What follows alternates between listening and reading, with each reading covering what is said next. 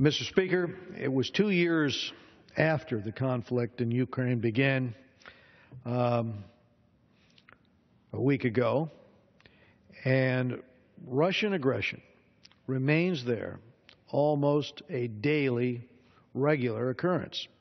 The fighting has taken over 8,000 Ukrainian lives, and that number is growing as Russia continues to provide weapons and support to separatists in eastern Ukraine.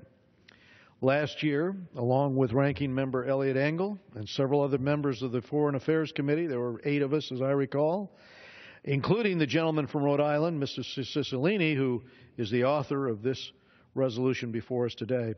We traveled to Ukraine to see the situation on the ground. We traveled to Kyiv, and we traveled to Dnipropetrovsk in the east, and we spoke with local officials. We spoke with representatives of civil society, women's groups, the lawyers' groups, local government, different minority groups, broad range of individuals, leaders of the Tatar communities, leaders of the Jewish community there, and even former supporters of President Yanukovych, among many, many others.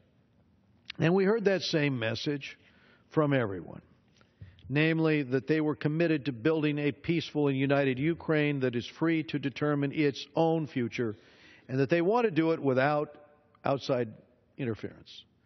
And now there is a new effort to bring peace to this war-torn region under the so-called Minsk agreements. These specify a number of measures that must be implemented by all sides, one of which is to hold local elections by the end of this year.